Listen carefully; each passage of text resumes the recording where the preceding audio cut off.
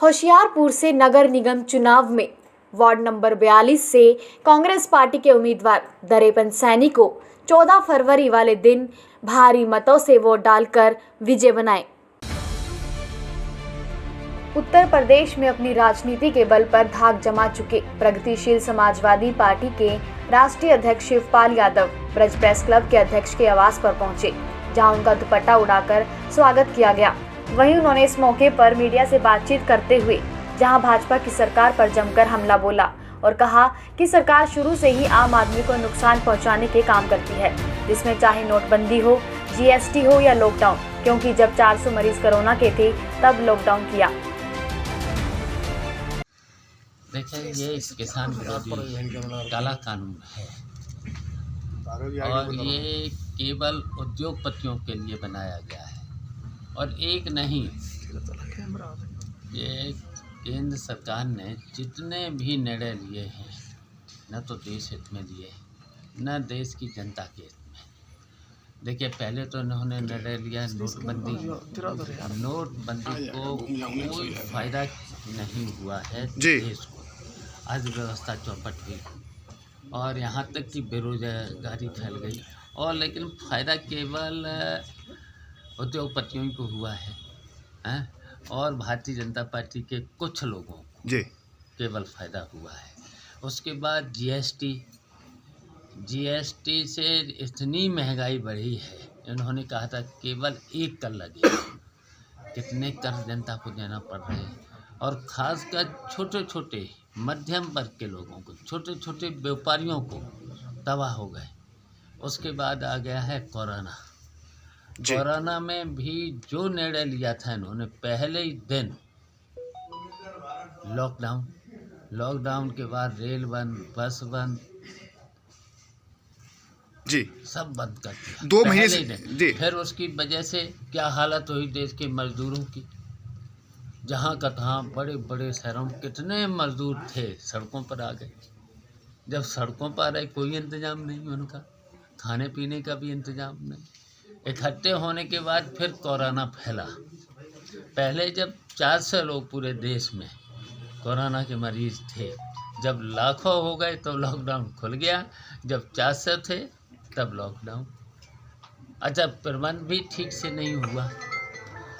जितने भी medical college थे इस देश में, जितने भी जिला अस्पताल थे, जितने भी पीएचसी सीएचसी थे, केवल कोरोना के अलावा और भी तो बीमारियां थी। देखिए, अगर वेक्टर नहीं होता तब तो सरकार होती, और एक जगह सरकार नहीं होती अगर वेक्टर नहीं होता। कुछ लोग इसमें षड्यंत्रकारी आ गए थे तो उसकी वजह से नहीं, सरकार 3 प्रदेशों में तो सरकार समाजवादी पार्टी की होती। जी, ठीक है। इतना बड़ा हमने तो तैयार कर दिया था। प्रगतिशील केवल ये कानून नहीं बनना चाहिए था, इससे बेरोजगारी भी फैलेगी और केवल उद्योगपतियों को कारपोरेट ठहराने के लिए तो है ये कानून। जिस तरीके से देश में एक ईस्ट इंडिया कंपनी आई थी, उसी तरह से इस देश में देखे सभी चीज रेल देते चले जा रहे हैं। यादव जी, क्या आप समर्थन देने वहाँ जाएंगे? क्या आप समर्थन देने जाएंगे? बिल्कुल समर्थन है और देंगे। प्रगतिशील समाजवादी पार्टी का पूरा समर्थन है। जिस तरीके से देश की सीमाओं पर, सरहदों पर बैरिकेडिंग की जाती है, उसी तरह दिल्ली के आसपास की गई है। आप क्या मान रहे हैं इस तरह की व्यवस्था को? देखिए, ये तो सरकार को फेलियर, सरकार की फेलियर है। अब बताइए, झंडा फहरा दिया जाए लाल किले पर तो फेलियर है। झंडा फहराने को लेकर क्या कहेंगे आप? किसान तो देखिए 2 महीने से ज़्यादा कड़ाके की सर्दी में बैठा है।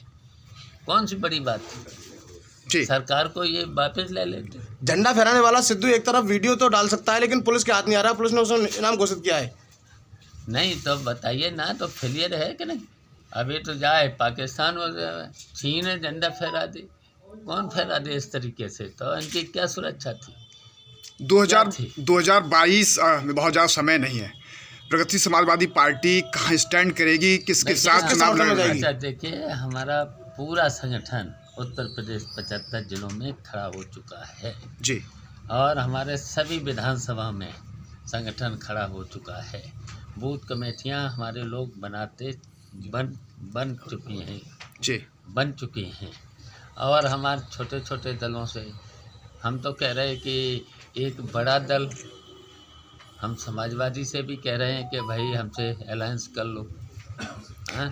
क्या तो हम अलायंस करने के लिए तैयार हैं और अलायंस करके हैं, अलायंस इसलिए कर रहे हैं कि भारतीय जनता पार्टी को हटाने में हम कामयाब हो सकें। क्या इस बात को मानते हैं कि समाजवादी पार्टी और प्रगतिशील समाजवादी पार्टी एक साथ होंगे आने वाले चुनाव में?